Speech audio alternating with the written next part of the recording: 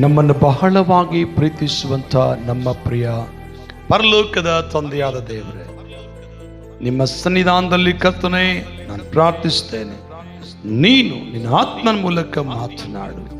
ಈ ದಿನ ಮಾತನಾಡುವ ಮಾತುಗಳು ಅವು ನನ್ನ ಮಾತುಗಳಾಗಲ್ಲಪ್ಪ, ಅವು ನಿನ್ನ ಮಾತುಗಳಾಗಿ ಮಾತನಾಡು. ದೇವರೇ, ಇಲ್ಲಿ ಬಂದಿರೋ ಪ್ರತಿ ಮಕ್ಕಳಿಗೆ ನಿಮ್ಮ ಆಶೀರ್ವಾದ ಉಂಟಾಗಲಿ.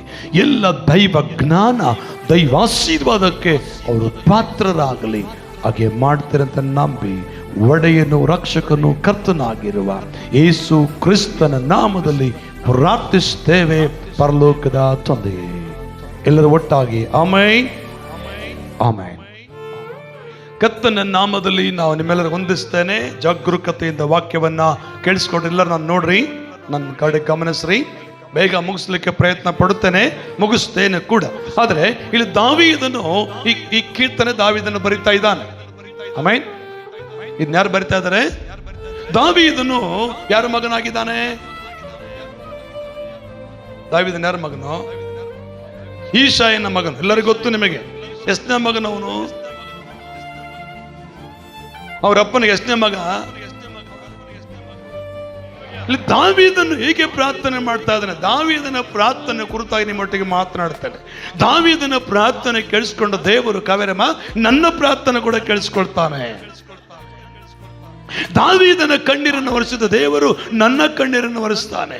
ದಾವೀದನ ಪರಿಸ್ಥಿತಿಯನ್ನ ಬದಲಾಯಿಸಿದ ದೇವರು ನಿನ್ನ ಪರಿಸ್ಥಿತಿಯನ್ನು ಕೂಡ ಬದಲಾಯಿಸ್ತಾನೆ.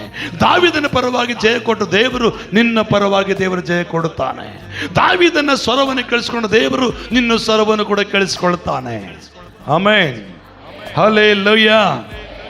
ಆದ್ರೆ ದಾವೀದನ ಹೆಂಗ್ ಪ್ರಾರ್ಥನೆ ಮಾಡ್ತಾನೆ ನೋಡಲ್ಲ. ಯೆಹೋವನೇ, ಮರಿಡುತ್ತೇನೆ, ಬೇಗನೆ ಬಾ.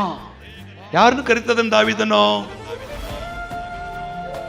ತನ್ನ ಹೆಂಡತಿನ, ತನ್ನ ಸ್ನೇಹಿತನನ್ನ ಮಾತಾಡ್ಬೇಕು, ತನ್ನ ಬಂಧುಗಳನ್ನ.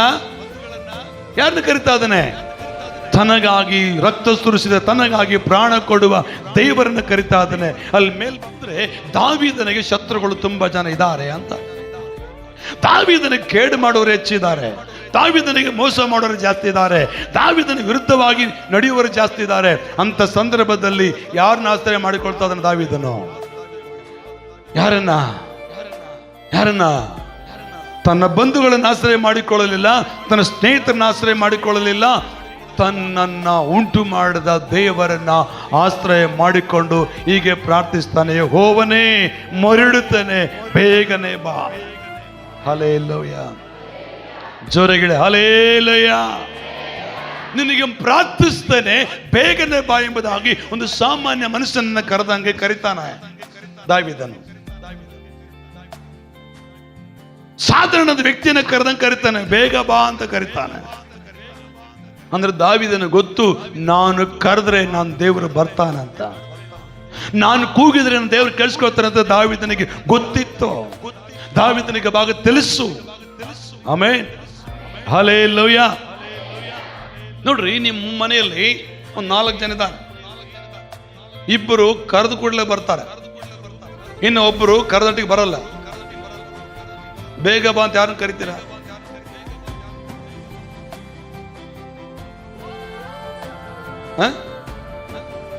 ಯಾರನ್ನ ಕರಿತೀರಾ? ನನ್ನ ವರ್ಡ್ ನಿಮ್ಗೆ ಅರ್ಥ ಆಗಿಲ್ಲ ಅಂದ್ಕೊಳ್ತೇನೆ. ಎದ್ದೊಳು, ಎದ್ದೊಳು. ಆತನಿಗೆ 3 ಸಾರಿ ಕರೆದು 4ನೇ ಸಾರಿ ಕರೆದಾಗ ಬರ್ತಾನೆ. ಈತನ ಒಂದೇ ಸಾರಿ ಕರೆದಾಗ ಬರ್ತಾನೆ. ನನಗೆ ಅರ್ಜೆಂಟ್ ಐತೆ. ಯಾರನ್ನ ಕರಿತೀನಿ?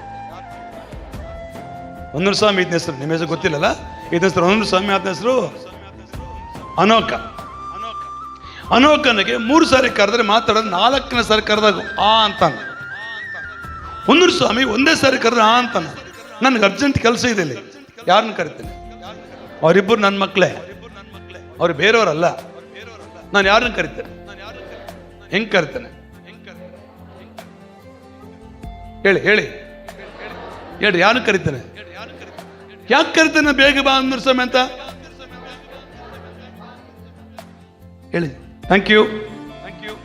ನಮ್ಮ ಮಾತಿಗೆ ಬೆಲೆ ಕೊಡ್ತಾನೆ.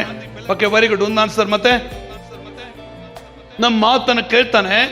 Very good. ಅಮ್ಮ ನಮ್ಮ ಮಾತನ್ನು ಗೌರವಿಸ್ತಾನೆ. ವೆರಿ ಗುಡ್, ಒಳ್ಳೆ ಉತ್ತರ, ನೈಸ್. ಯಾಕೆ ನಾನು ಕರಿತೇನೆ?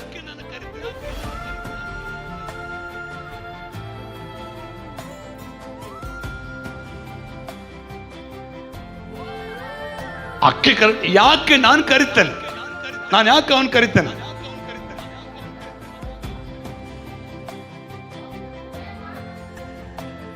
ನೀವು ಹೇಳಿದೆಲ್ಲ ತಪ್ಪಲ್ಲ, ಒಳ್ಳೆ ಆನ್ಸರ್. ಅದು ನಾನು ಹೇಳ್ತೀನಿ, ಕೇಳಿಸ್ಕೊಡ್ರಿ. ನನಗೆ ಗೊತ್ತು. ಯಾರಿಗೆ ಗೊತ್ತು? ನನಗೆ ಗೊತ್ತು. ಒಂದೂರು ಸ್ವಾಮಿ ನನ್ನ ಮಾತು ಕೇಳ್ತಾನೆ, ನನಗೆ ಗೊತ್ತು, ಅದಕ್ಕೆ ನಾನು ಕರಿತೇನೆ ಅವನಿಗೆ. ನನಗೆ ಗೊತ್ತಿಲ್ಲ ಅಂದ್ರೆ ನಾನು ಕರೀಲಿಕ್ಕೆ ಸಾಧ್ಯವೇ? ಹಲ್ಲೆಲೂಯಾ ಹೇಳ್ತೀರಿ, ಹಲ್ಲೆಲೂಯಾ. ಬೇಗ ಬರ್ತಾನೆ ಅಂತ ಯಾರಿಗೆ ಗೊತ್ತು? ಕರೆಯುವಂತ ವ್ಯಕ್ತಿಗೆ ಗೊತ್ತು. ನಾನು ಕರಿತಾ ಇದ್ದೇನಲ್ಲ, ನನಗೆ ಗೊತ್ತು ಒಂದೊಂದು ಸಮಯ ಬೇಗ ಬರ್ತಾನೆ, ಅದಕ್ಕೆ ಒಂದೊಂದು ಸಮಯ ನಾನು ಬೇಗ ಕರಿತೇನೆ. ಕೂತ್ಕೊಡ್ರಿ. ಇವತ್ತು ದೇವರಿಗೆ ಕರಿತ, ದಾವೀದನ ಕರಿತ, ದೇವರನ್ನ ಕರಿತಾ ಇದ್ದಾನೆ ಅಂದ್ರೆ ದಾವೀದನ ಯಾರು ಗೊತ್ತು? ದಾವೀದನಿಗೆ ಗೊತ್ತು, ನಾನು ಕರೆದ್ರೆ ನನ್ನ ದೇವರು ಬರ್ತಾನೆ ಅಂತ. ನಾನು ಕೂಗಿದ್ರೆ ನನ್ನ ದೇವ್ರಿಗೆ ಕೇಳಿಸ್ಕೊತಾನೆ ದಾವೀದನಿಗೆ ಗೊತ್ತು. ಅದಕ್ಕಾಗಿ ಅವನು ಹೆಂಗ್ ಕರಿತಾನೆ ನೋಡ್ರಿ ದಾವೀದನು, ಯೆಹೋವನೇ ಮರಳುತ್ತಾನೆ, ಬೇಗ ಬಾ. ವಾವ್, ಹಲ್ಲೆಲೂಯಾ ಹೇಳಿ, ಹಲ್ಲೆಲೂಯಾ. ಯೆಶಾಯನ ಪ್ರವಾದನ ಪುಸ್ತಕದಲ್ಲಿ ನಮಗೊಂದು ಮಾತು ಹೇಳ್ತದೆ, 58ನೇ ಅಧ್ಯಾಯ 9ನೇ ವಚನದಲ್ಲಿ ಹೀಗೆ ಹೇಳ್ತಾನೆ. ಆತನೊಂದು ಮಾತು ಓದಿಕೊಳ್ಳೋಣ ಒಂದು ಸಾರಿ. ಯೆಶಾಯನ ಬರೆದ ಪ್ರವಾದನ ಪುಸ್ತಕ 58ನೇ ಅಧ್ಯಾಯ 9ನೇ ವಚನದಲ್ಲಿ ಕರ್ತನು ನಮ್ಮೊಟ್ಟಿಗೆ ಮಾತನಾಡೋ ಮಾತನ್ನು ಕೇಳಿಸಿಕೊಳ್ಳೋಣ ಪ್ರಿಯ ದೈವ ಜನರೇ. ಆಗ ನೀವು ಕೂಗಿದರೆ ಯೆಹೋವನು ಉತ್ತರ ಕೊಡುವನು, ಮೊರೆ ಇಟ್ಟು ಕರೆದರೆ ಹೀಗೋ ಇದ್ದೇನೆ. ಹಲ್ಲೆಲೂಯಾ. ಇನ್ನು ಶಬ್ದವಾಗಿ ಹಲ್ಲೆಲೂಯಾ. ನಿನಗೆ ಗೊತ್ತಿರಬೇಕು, ನೀನು ನಂಬಿರೋ ದೇವರು ನಿನ್ನ ಕರೆದ್ರೆ ಬರ್ತಾನೆ ಅಂತ ಗೊತ್ತಿರ್ಬೇಕು ನಿನಗೆ. ಇವತ್ತು ನಾನು ಏನ್ ಮಾತಾಡ್ತೇನೆ ಅಂದ್ರೆ, ನನ್ನ ದೇವರು ಎಂತವರು, ನಾನು ಆರಾಧನೆ ಮಾಡೋ ದೇವರು ಎಂತವರು ನಿನಗೆ ಗೊತ್ತಿರಬೇಕು. ನಾನು ಕರೆದ್ರೆ ಬರ್ತಾರೆ. ಹೇಳ್ರಿ, ಯಾರಿಗೆ ಗೊತ್ತಿರ್ಬೇಕದು? ಕರೆಯುವಂತ ವ್ಯಕ್ತಿಗೆ ಗೊತ್ತಿರಬೇಕು. Amen, hallelujah. ನಂಬರ್ 1, ದಾವೀದನ ಕರ್ತಾನೆ, ಬೇಗನೆ ಬಾಯಿ ಬದಿ ಕರ್ತಾನೆ. ಮೇಲೆ ನೋಡ್ತೇವೆ, ನಾನು ಮರಿಡುವಾಗ ನನ್ನ ಕೂಗನ್ನು ಲಾಲಿಸು. ನಾನು ಕೂಗ್ತಾನೆ ಸ್ವಾಮಿ, ನನ್ನ ಪ್ರಾರ್ಥನೆ ಕೇಳಿಸ್ಕೋ. ನಮಗೆ ಗೊತ್ತಿರಬೇಕು, ನಾನು ನಂಬಿರೋ ದೇವರು ನಾನು ಕರೆದ್ರೆ ಬರ್ತಾನೆ. ನಂಬರ್ 1, ನಾನು ಕರೆದ್ರೆ ದೇವರು ಬರ್ತಾನೆ ಅಂತ ನಮಗೆ ತಿಳಿದಿರಬೇಕು. ಎರಡನೇದಾಗಿ, ನಮ್ಮ ಪ್ರಾರ್ಥನೆಗೆ ದೇವರು ಉತ್ತರ ಕೊಡ್ತಾನೆ ಅನ್ನುವ ನಂಬಿಕೆ ನಮ್ಮಲ್ಲಿರಬೇಕು. ಆಮೆನ್. ನಾನು ಪ್ರಾರ್ಥನೆ ಮಾಡಿದ್ರೆ, ಹೇಳ್ರಿ, ನಾನು ಪ್ರಾರ್ಥನೆ ಮಾಡಿದ್ರೆ ಉತ್ತರ ಕೊಡ್ತಾನೆ ಅಂತ ನಂಬಿಕೆ ನಮಗಿರಬೇಕು. ನಂಬಿಕೆ ಇಲ್ಲದೆ ದೇವರನ್ನು ಮೆಚ್ಚಿಸಲಿಕ್ಕೆ ಅಸಾಧ್ಯ ಎಂಬುದಾಗಿ ಇಬ್ರಿಯ ಪತ್ರಿಕೆಯಲ್ಲಿ ಸ್ಪಷ್ಟವಾಗಿ ಹೇಳ್ತಾನೆ. ಆಮೆನ್. ಇದೇ ಧೈರ್ಯ ಇಟ್ಕೊಂಡೆ ಮತ್ತೆ ಗೊಲ್ಯಾತನ ಯುದ್ಧ ಮಾಡಿದ ದಾವೀದನು. ಇದೇ ಬೇಸ್ ತಗೊಂಡೆ ದಾವೀದನು ಗೊಲ್ಯಾತನ ಯುದ್ಧ ಮಾಡಿದ್ದು. ಗೊಲ್ಯಾತನ ಪ್ರಶ್ನೆ ಮಾಡ್ತಾನೆ, ನೀನ್ ನಾಯಿ, ಏನಂತಾನಲ್ಲಿ, ನೀನ್ ನಾಯಿ, ನನ್ನ ಮೇಲೆ ಯುದ್ಧ ಮಾಡಕ್ ಬಂದಿಯಾ ಅಂತಾನೆ. ಆ ದಾವೀದನ ಎಂತ ಬಿರುಸು ಮಾತು ಕೊಡ್ತಾನೆ, ಗೊಲ್ಯಾತನೇ, ನೀನಾದರೂ ಬಿಲ್ಲು ಕತ್ತಿ ಬಾಣಗಳಿಂದ ಬರ್ತೀಯಾ, ನಾನಾದರೂ ನೀನು ಅವಮಾನ ಮಾಡಿದಂತ, ನೀನು ಹೀಯಾಳಿಸಿದಂತ ನನ್ನ ದೇವರ ಯೆಹೋವನ ನಾಮದಲ್ಲಿ ಬರುತ್ತೇನೆ, ಯೆಹೋವನ ನಾಮದಲ್ಲಿ ಬರುತ್ತೇನೆ. ಆಮೆನ್. ಅಲ್ಲಿ ಸೌಲ ರಾಜನು ಭಯಪಟ್ಟಿದ್ದಾನೆ. ಅವರಣ್ಣರು ಸೈನಿಕರ ಕೆಲಸ ಮಾಡ್ತಾರೆ, ಅವರು ಹೆದರಿಕೊಂಡಿದ್ದಾರೆ, ಅವರೆಲ್ಲ ಸೋತು ಹೋಗಿದ್ದಾರೆ, ಎಲ್ಲರೂ ಕುಗ್ಗಿ ಹೋಗಿದ್ದಾರೆ, ಯಾರು ಮುಂದೆ ಬರಲಿಕ್ಕೆ ಸಿದ್ಧರಿಲ್ಲ, ಯಾರು ಯುದ್ಧ ಮಾಡಲಿಕ್ಕೆ ರೆಡಿ ಇಲ್ಲ. ಅವ್ರು ದಾವೀದನು ಮಾತಾಡ್ತಾನೆ, ನಾನು ಯುದ್ಧ ಮಾಡ್ತೇನೆ. ದಾವೀದನು ಹೇಳ್ತಾನೆ, ನಾನು ಅವನು ಹೊಡಿತೇನೆ. ದಾವೀದನು ಹೇಳ್ತಾನೆ, ನಾನು ಅವನ ತಲೆ ಕತ್ತರಿಸ್ತೇನೆ. ಈ ಮಾತು ಹೇಳಲಿಕ್ಕೆ ಶಕ್ತಿ ಎಲ್ಲಿಂದ ಬಂತು?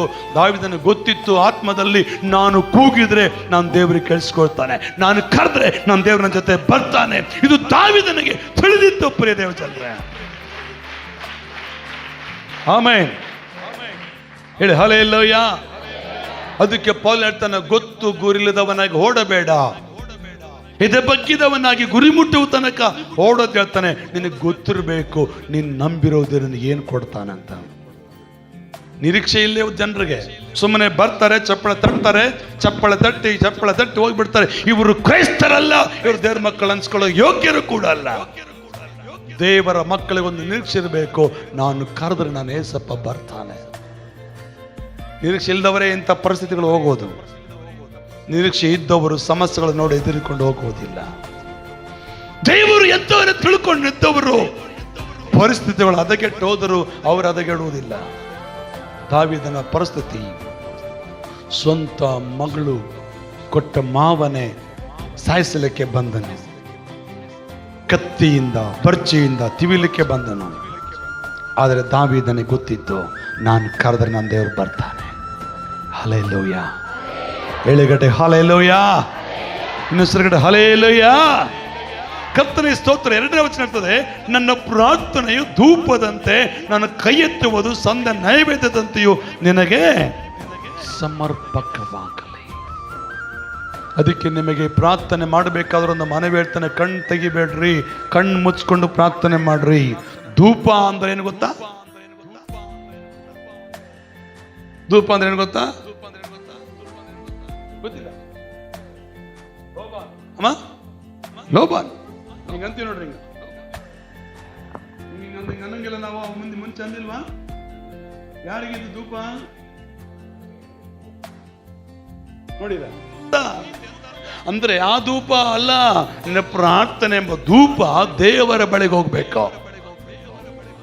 ಅದಕ್ಕೆ ಭಕ್ತನೊಂದು ಮಾತು ಹೇಳ್ತಾನೆ, ಪ್ರಾರ್ಥಿಸು ನೀ ಓ ಮಗನೇ, ಪ್ರಾರ್ಥಿಸು ನೀ ಓ ಮಗಳೇ. ಚಪಳೆ. ಪ್ರಾರ್ಥಿಸಲು ಅದ್ಭುತವ ಕಾಣುವೆ. ಕಮಾನ್. ಆನಂದ ಆರೋಗ್ಯ ಪಡೆಯುವೆ. ಕೇಸುವೆ. ಪ್ರಾರ್ಥಿಸಲು ಅದ್ಭುತವ ಕಾಣುವೆ. ಎಸೆಯ ಆನಂದ ಆರೋಗ್ಯ ಪಡೆಯುವೆ. ಕಣ್ಣೀರಿಂದ ಪ್ರಾರ್ಥಿಸು, ಮಂಡಿಯೋರಿ ಪ್ರಾರ್ಥಿಸು, ಕರ್ತನೇಸು ಓಡಿ ಬರುವನು. ಕಮ. ಕಣ್ಣೀರಿಂದ ಕರ್ತನೇಸು ಓಡಿ ಬರುವನು. ನಿನ್ನ ಕಣ್ಣೀರೆಲ್ಲ ಒರೆಸಿ ಬಿಡುವನು. ನಿನ್ನ ಕರವ ಎಳೆದು ನಿನ್ನ ಕಾಯುವನು. ಯೇಸುವೇ, ನಿನ್ನ ಕಣ್ಣೀರೆಲ್ಲ ಒರೆಸಿ ಬಿಡುವನು. ನಿನ್ನ ಕರವ ಎಳೆದು ಪ್ರಾರ್ಥಿಸು ನೀ, ಪ್ರಾರ್ಥಿಸು ನೀ ಓ ಮಗನೇ, ಪ್ರಾರ್ಥಿಸು ನೀ. ಎಸ್ ಓ ಮಗಳೇ, ಪ್ರಾರ್ಥಿಸಲು ಅದ್ಭುತವ ಕಾಣುವೆ. ಆನಂದ ಆರೋಗ್ಯ ಪಡೆಯುವೆ. ಎಸ್, ಪ್ರಾರ್ಥಿಸಲು ಅದ್ಭುತವ ಕಾಣುವೆ.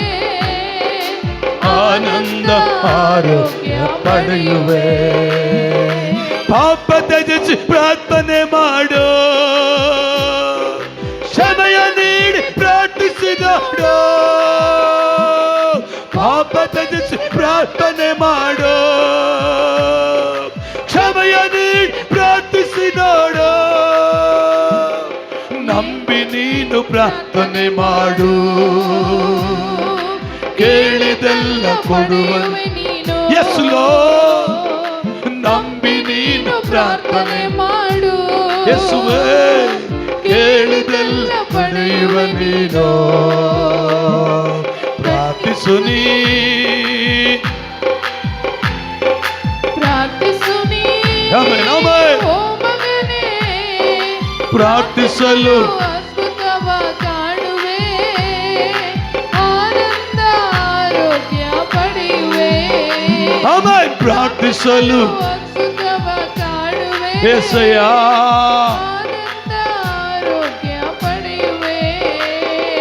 ಕಣ್ಣೀರಿಂದ ಪ್ರಾರ್ಥಿಸು, ಮಂಡಿಯೂರಿ ಪ್ರಾರ್ಥಿಸು, ಕರ್ತನೇಸು ಓಡಿ ಓಡಿ ಬರ್ತಾನೆ. ಕಮ. ಕಣ್ಣೀರಿಂದ ಯೇಸುವೇ, ಕರ್ತನೇಸು ಓಡಿ ಬರುವನು. ನಿನ್ನ ಕಣ್ಣೀರೆಲ್ಲ ಒರೆಸಿ ಬಿಡುವನು. ನಿನ್ನ ಕರವ ಎಳೆದು ನಿನ್ನ ಕಾಯುವನು. ಓ ಯೇಸುವೇ, ಆಮೆನ್ ಆಮೆನ್. ನಿನ್ನ ಕರವ ಹಿಡಿದು ನಿನ್ನ ಕಾಯುವರು. ಪ್ರಾರ್ಥಿಸು ನೀ. ಆಮೆನ್. ಓ ಮಗನೇ ಪ್ರಾರ್ಥಿಸಲು ಆನಂದ ಆರೋಗ್ಯ ಪಡೆಯುವೆ. ಆಮೆನ್. ಪ್ರಾರ್ಥನೆ ಬಹಳ ಮುಖ್ಯ. ನಿನಗೆ ಗೊತ್ತಿರಬೇಕು ನಿನ್ನ ದೇವರು ಎಂಥವನಂತ. ದಾವೀದನಿಗೆ ಗೊತ್ತಿತ್ತು, ಕರೆದ್ರೆ ಬರ್ತಾನಂತ. ಆಮೆನ್. ಹಲ್ಲೆಲೂಯ. ಹೇಳಿಕಡೆ ಹಲ್ಲೆಲೂಯ. ಶದ್ರಕ್ ಮೇಷಕ್ ಅಬೇದ್ನೆಗೋರೊಡ ಗೊತ್ತಿತ್ತು. ಅದಕ್ಕೆ ಹೇಳ್ತಾರಲ್ಲಿ ನೆಬೂಕದ್ನೆಚ್ಚರ್ ರಾಜನೇ ತೆಗಿರಿ 3ನೇ ದಾನಿಯೇಲ ಪುಸ್ತಕ. ನೆಬೂಕದ್ನೆಚ್ಚರ್ ರಾಜನೇ, ನಿನಗೆ ತಿಳಿದಿರಲಿ, ನಿನಗೆ ಗೊತ್ತಿರಲಿ, ಹೇಗೋ ನನ್ನ ದೇವರು ನಿನ್ನ ಕೈಯಿಂದ ಬಿಡಿಸಬಲ್ಲನು. ಹಲ್ಲೆಲೂಯ.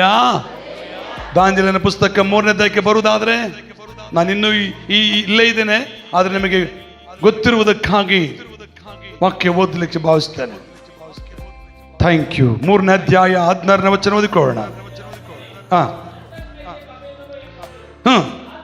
ರಾಜನಿಗೆ ನೆಬೂಕದ್ನೆಚ್ಚರನೇ ಏನು ಹೇಳಬೇಕಾಗಿಲ್ಲ. ಅರಸೆ, ನಾವು ಸೇವಿಸುವ ದೇವರಿಗೆ ಚಿತ್ತವಿದ್ದರೆ ಆತನ ದಗದಗನೆ ಉರಿಯುವ ಆವಿಗೆ ಒಳಗಿಂದ ನಮ್ಮನ್ನು ಬಿಡಿಸಬಲ್ಲನು. ಹೇಗೋ ನಿನ್ನ ಕೈಯಿಂದ ನಮ್ಮನ್ನು ಬಿಡಿಸುವನು. Hallelujah, hallelujah. ಇದನ್ನ ಯಾರು ಹೇಳ್ತಾ ಇದ್ದಾರೆ? Shadrach Meshach Abednego. ಹೆಂಗ್ ಹೇಳಿದ್ರು ಅವರು? ಯಾವ ಆಧಾರದ ಮೇಲೆ ಹೇಳಿದ್ರು ಅವರು? ಯಾವ ಬೇಸ್ ಮೇಲೆ ಹೇಳಿದ್ರು? అమ్మ తెలుగులో ఉందేదా మాట 16 వచ్చిన చూడతలే తొందరగా పోవాలి. మేము సేవించుచున్న దేవుడు మండుచున్న వేడిమిగల ఈ అగ్నిగుండములో నుండి మమ్మల్ని తప్పించి రక్షించుటకు సామర్థ్యుడని నీ వశమున పడకుండా ఆయన మమ్మను రక్షించును. ఒకవేళ ఆయన రక్షించకపోయినను రాజా, నీ దేవతలను మేము పూజింపగలమని నీవు నిలబెట్టి ఇచ్చిన బంగారు ప్రతిమకు నమస్కరించమనియు తెలుసుకొనుము. హల్లెలూయా. ನಿನಗೆ ಗೊತ್ತಿರಲಿ. ಈ ಮಾತನ್ನು ಹೆಂಗೆ ಹೇಳಿದ್ರು ಅವರು? ಯಾರು ಹೇಳ್ಕೊಟ್ರ? ನಾವಿದ್ದೇವೆ ಅಂತ ಹೋಗಂತ ಯಾರು ಹೇಳಿದ್ರ? ನನ್ನ ಕನ್ನಡ ನಿಮ್ಗೆ ಅರ್ಥ ಆಗ್ತದ? ಸ್ಪೀಡ್ ಆಗಿದೆಯಾ? ಹಲೋ, ಒಂದು ಸರ್ ಕೈ ಮೇಲೆ ಇದ್ರೆ ಚೆನ್ನಾಗಿದ್ದೀರಾ ಅಂತೇಳಿ ಹೇಳಿ. ಚೆನ್ನಾಗಿದ್ದೀರಾ? ಯಾರು ಹೇಳಕೈತಾರೆ? ನೀವು ನನಗೆ ಹೇಳಕೈತೆ ನಾನು ಚೆನ್ನಾಗಿದ್ದೀನಲ್ಲ. ನೀ ಪಕ್ಕದಲ್ಲಿ ಚೆನ್ನಾಗಿದೀಯಾ? ಇಲ್ಲಿ ಮೇಷ ಅಬೇದ್ನೆಗೋ ಸಹ ದಾವೀದನಿಗೆ ಗೊತ್ತಿತ್ತು. ದಾವೀದನಿಗೆ ಗೊತ್ತಿತ್ತು, ಕರೆದ್ರೆ ಬರ್ತಾನೆ ಅಂತ ಗೊತ್ತಿತ್ತು ದಾವೀದನಿಗೆ. ಇವರಿಗೆ ಕೂಡ ಗೊತ್ತಿತ್ತಂತ, ನಾನು ದೇವರಿಗೆ ನಮ್ಮ ಕರೆದ್ರೆ ಬರ್ತಾನೆ, ನಮ್ಮನ್ನ ಬೆಂಕಿಯ ಬಾಯಿ ಒಳಗೆ ತಪ್ಪಿಸ್ತಾನೆ ಅಂತ ಆ ಶದ್ರಕ್ ಮೇಷಕ್ ಅಬೇದ್ನೆಗೋ ಗೊತ್ತಿತ್ತು. ಇವತ್ತು ನಿನಗೆ ಬರುವ ಶೋಧನೆಯನ್ನು ತಪ್ಪಿಸಲಿಕ್ಕೆ ನಿನ್ನ ದೇವರ ಶಕ್ತನೆ ಎಂಬುದಾಗಿ ನಿನಗೆ ಗೊತ್ತಿರಬೇಕು. ಹಾಗೆ ಗೊತ್ತಿದ್ರೆ ಮಾತ್ರವೇ ಶೋಧನೆಯಿಂದ ಹೊರಗೆ ಬರ್ತೀಯ. ಗೊತ್ತಿಲ್ಲ ಅಂದ್ರೆ ಅದರಲ್ಲೇ ಬಿದ್ದು ಒದ್ದಾಡಿ ಹೋಗುವಂತ ಪರಿಸ್ಥಿತಿ. ಆಮೆನ್. ಹಲ್ಲೆಲೂಯ. ಜೋರಗಡೆ ಹಲ್ಲೆಲೂಯ. ಇನ್ನೊಂದ್ಸರಿ ಹಲ್ಲೆಲೂಯ.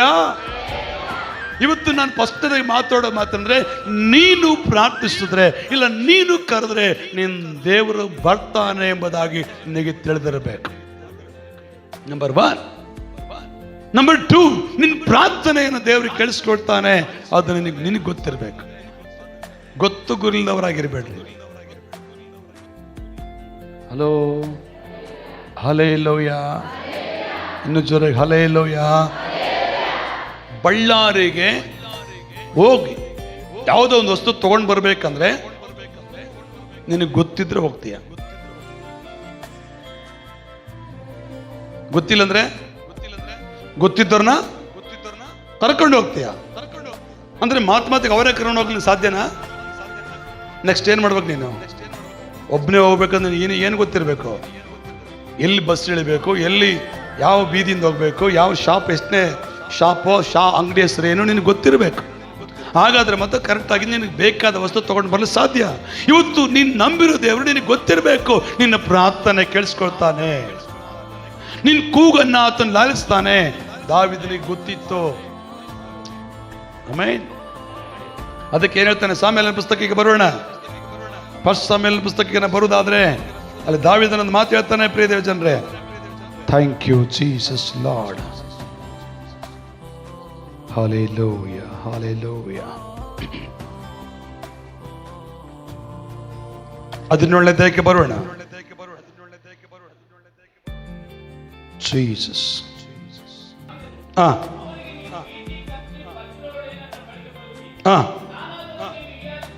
ನಾನಾದರೂ ನೀನು ಹೀಯಾಳಿಸಿದಂತ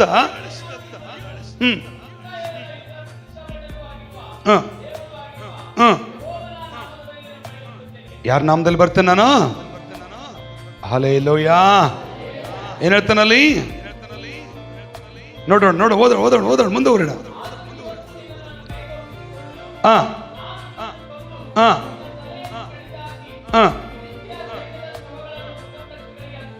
ಹಲ್ಲೆಲೂಯಾ. ಈ ಮಾತನ್ನ ಹೇಳಲಿಕ್ಕೆ ಎಷ್ಟು ಧೈರ್ಯ, ಹಿಂಗ್ ಸಾಧ್ಯವಾಯ್ತು? ಅಲ್ಲಿ ಸೌಲ ಧೈರ್ಯ ಕೊಟ್ಟನ ದಾವೀದನಿಗೆ? ನಾವು 16ನೇ ಅಧ್ಯಾಯದಲ್ಲಿ ಬಂದು ನೋಡಿದ್ರೆ 17ನೇ ಅಧ್ಯಾಯ ಮೊದಲನೇ ವಚನಕ್ಕೆ ಓದ್ಕೊಂತ ಬಂದ್ರೆ ಈ ಮಾತಿರುವುದು ಯಾವ್ದು 46ನೇ ವಚನದಲ್ಲಿದೆಯಾ? 45ರಿಂದ ನಾವು ಅದು ನೋಡ್ತೇವೆ. ಆದರೆ 1ನೇ ವಚನದಿಂದ ನೋಡ್ಕೊಂತ ಬಂದ್ರೆ ಆತನ ಯಾರು ಕೂಡ ಧೈರ್ಯ ಪಡಿಸಿದವರಿಲ್ಲ. ಎಲ್ಲರೂ ಬೇಡ ಅಂದವರೇ, ಎಲ್ಲರೂ ಕೂಡ ಆತನನ್ನ ನೀನ್ ಬೇಡ ಅಂದವರೇ. ಮತ್ತೆ ಈ ಧೈರ್ಯ ಎಲ್ಲಿಂದ ಬಂತು ದಾವೀದನಿಗೆ? ಈ ಸಾಮರ್ಥ್ಯ ಎಲ್ಲಿಂದ ಬಂತು ದಾವೀದನಿಗೆ? ಯಾವ ಕಡೆಯಿಂದ ಬಂತು ದಾವೀದನಿಗೆ? ನನ್ನ ಪ್ರಿಯ ದೇವ ಜನರೇ, ಅಲ್ಲಿ ನೋಡ್ತೇವೆ ದಾವೀದನ ಗೊತ್ತಿತ್ತು, ನಾನು ಕರೆದ್ರೆ ನನ್ನ ದೇವರು ಬರ್ತಾನೆ. ಹಲ್ಲೆಲೂಯಾ.